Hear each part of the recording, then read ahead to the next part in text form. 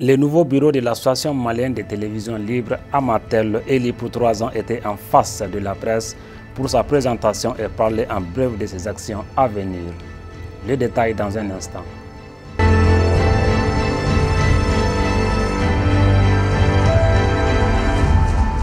Mesdames et messieurs, bonsoir et bienvenue. Je l'annonçais tantôt à travers une conférence de presse tenue ce matin au siège du groupe Média Énergie.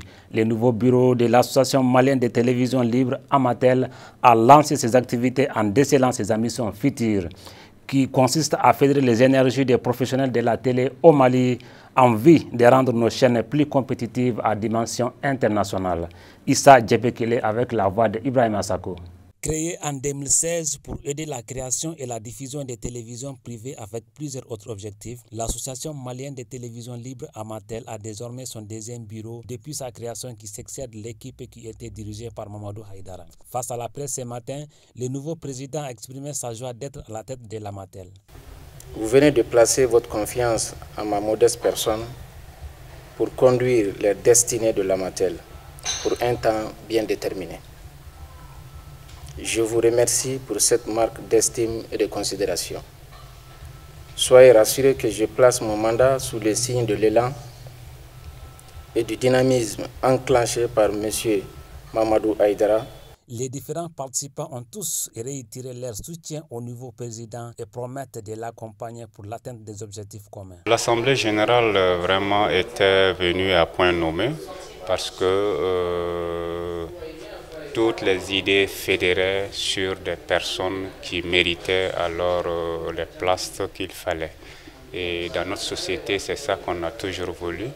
Et je crois qu'au sortir donc de cette assemblée, le choix s'est porté sur M. Samba Coulibaly qui va diriger dorénavant l'association malienne de télévision libre Amatel.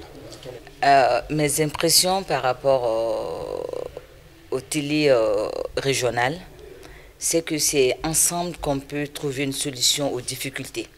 Sinon, les télés régionales ont de sérieux problèmes à se développer et qui parle de développement parle d'évolution. Voilà, souvent les problèmes sont tarifaires, la notoriété, et il y a beaucoup de choses, même de partenariat. Et on s'est dit que tous les partenaires sont à Bamako, alors qu'il suffit d'adapter la télé à son environnement. Une fois que la télé est adaptée à son environnement, et vous allez voir qu'on n'a rien à vouloir à ceux qui sont à Bamako.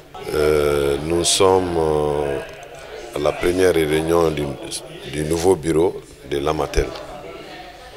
Je rappelle que l'Amatel, nous l'avions créé en 2016 pour créer une fêtière qui va rassembler l'ensemble des sociétés audiovisuelles en vue de pouvoir donner un élan de sursaut national à l'ensemble des télévisions libres du Mali. Aujourd'hui, nous voyons ce que l'Amatel a commencé et ce qu'il programme faire. Donc, nous accompagnons l'Amatel et nous aussi, nous allons travailler ensemble pour que les objectifs soient atteints. Le président sortant n'a pas manqué l'occasion pour féliciter le nouveau président. Je pense que l'Assemblée générale a bien choisi l'homme qu'il fallait pour continuer le travail, pour que les télévisions maliennes puissent progresser.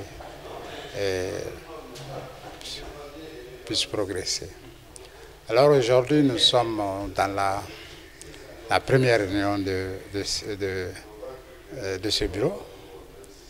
Alors je me devais de les accompagner pour implanter le décor et les permettre de bien travailler. L'Association malienne de télévision libre Amatel est aujourd'hui l'unique organisation fêtière qui parle au nom des télévisions au Mali. Le jeudi 4 mars à l'hôtel Millennium a eu lieu les derniers jours de la formation de 16 candidats au concours des plaidoiries et des réquisitoires à vous mettre. Retenu à l'issue du casting, il s'agit de renseigner davantage ces jeunes juristes sur l'arsenal juridique avant l'ouverture officielle du concours proprement dit. Abi Coulibaly et Ibrahim Asso pour les reportages. Au-delà des différents modules comme les procédures judiciaires, l'éthique et la déontologie des avocats, c'est ajouter les litiges stratégiques. Cet avocat sans frontières compte sur ces jeunes juristes en formation pour relever les défis des barreaux régionaux au Mali. La notion de litige stratégique, en tout cas, constitue relativement une question qui n'est pas assez comprise. C'est appréhendé par les jeunes candidats au concours à vous mettre. Donc, l'attente, c'est leur permettre d'appréhender la notion, de mieux la comprendre, de les entretenir aussi sur les fondamentaux liés aux litiges stratégiques de façon générale, mais aussi leur expliquer notre expérience, la petite expérience que nous avons acquise au Mali et dans ce cadre-là. Bien évidemment, ils sont en mesure de relever ces défis parce que j'ai vu des jeunes engagés qui maîtrisent assez bien certaines questions et qui sont des juristes en formation et qui pour l'instant maîtrisent beaucoup de notions. Donc j'ai vu en eux un certain engagement et puis une certaine maîtrise de certaines questions. Donc ce qui fonde cet espoir-là. Donc j'ose espérer qu'au bout de quelques années, ce seront des grands animateurs de la justice malienne, donc qui feront leur entrée au barreau, donc aux différents barreaux, pourquoi pas à l'international, mais avec le vœu de voir le Mali se doter également de différents barreaux régionaux. Les candidats expriment leurs émotions par rapport à ce qu'ils ont pu retenir au cours de cet atelier de formation. Ce que j'ai dû comprendre durant les 4 jours de formation concerne également les aspects les plus importants du droit humanitaire, c'est-à-dire du droit international humanitaire plutôt. Ce qui m'a le plus touché également, c'est le concept de litige stratégique. Je n'avais absolument pas d'idée là-dessus, mais je pense qu'aujourd'hui avec la présentation, j'ai pu acquérir beaucoup de notions. En plus de cela aussi, il y a la notion de violence basée sur le genre. C'était un concept par exemple qui ne m'intéressait pas trop, mais dès la formation, j'ai dû également aussi apprendre beaucoup de notions concernant les violences basées sur le genre. Nous avons eu beaucoup de facilitateurs qui avaient la maîtrise du module et franchement, la qualité de la prestation était de haut niveau. Et dans les jours à venir, la tragédie a encouragé franchement pour cette activité. Cet atelier a été achevé par l'intervention du président de la TRUGE du Mali. Selon lui, ces 4 jours de formation contribueront à permettre à ces différents candidats de devenir des cicérons en droit. Des modules tels que la prise de parole en public, les techniques de réquisitoire et de plaidoirie. Et à cela s'ajoutent aussi des modules comme la procédure civile et la procédure pénale.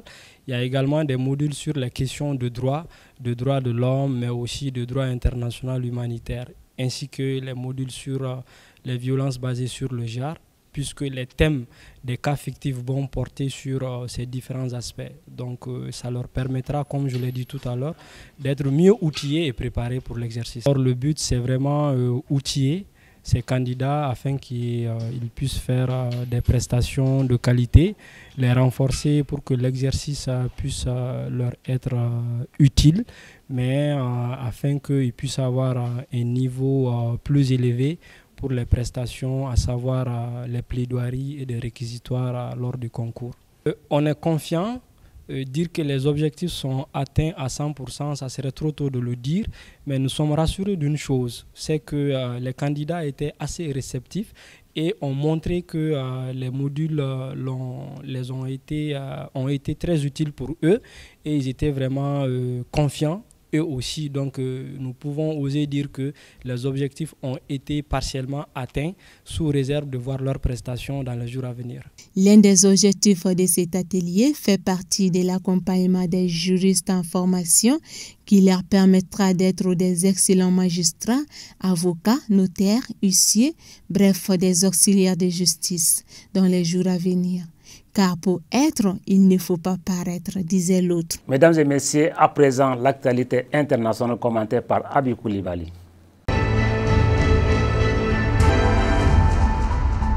Nouvelle journée des troubles à Dakar. La capitale sénégalaise a été le théâtre des scènes de querelles urbaines vendredi 5 mars, opposant les forces de l'ordre à des centaines de jeunes. Ces derniers ont gagné les rues depuis l'arrestation il y a 2 jours de l'opposant Ousmane Sonko, dont la garde à vue a été prolongée, alors qu'une personne avait déjà perdu la vie lors des affrontements.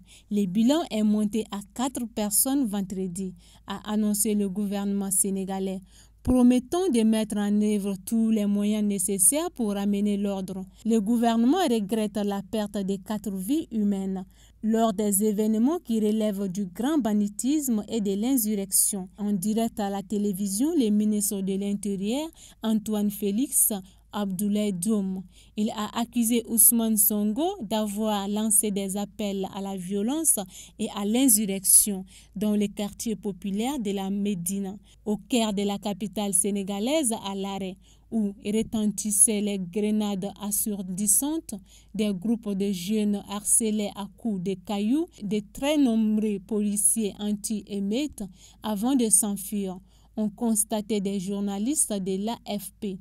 L'arrestation de M. Sonko, 3e de la présidentielle de 2019, est pressentie comme un des principaux concurrents de celle de 2024, a aussi déclenché depuis mercredi des saccages et des pillages des magasins, en particulier sous enseigne française dans la capitale et différentes villes du pays. Ce dernier est pourtant réputé comme un îlot de stabilité en Afrique de l'Ouest.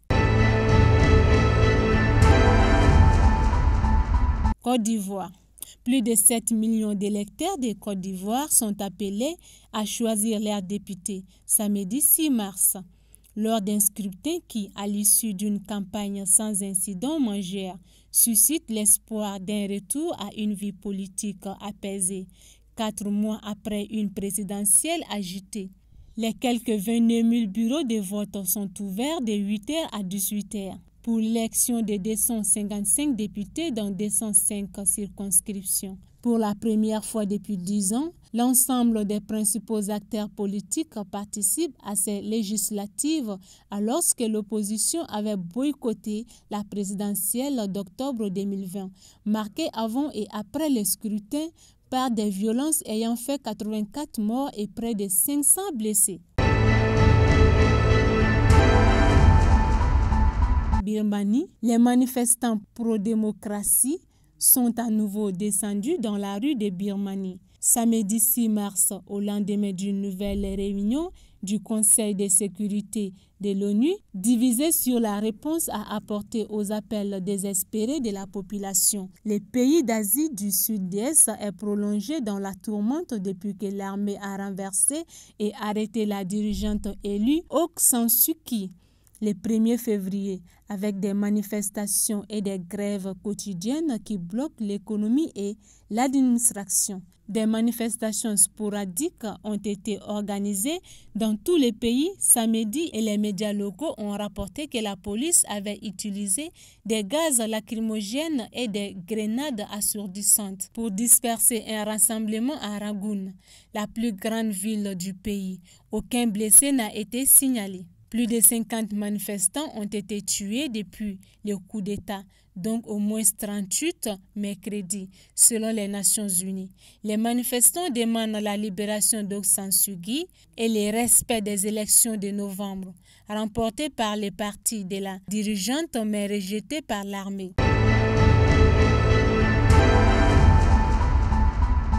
Enfin, une page sport pour clôturer cette édition. Le président de la Fédération malienne de basketball, Harouna Boubacar Maïga, nous explique l'ambition de sa fédération pour la réussite de la saison 2020-21, dont les premiers matchs sont joués aujourd'hui. Il est au micro de Sekou Diarra.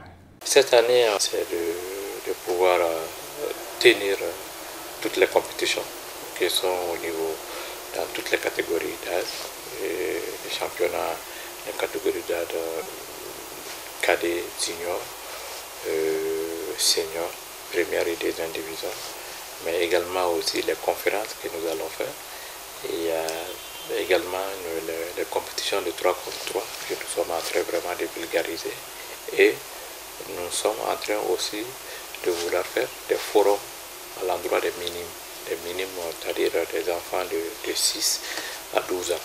Donc nous allons essayer d'organiser au minimum 2 forums pour vraiment bien initier les enfants.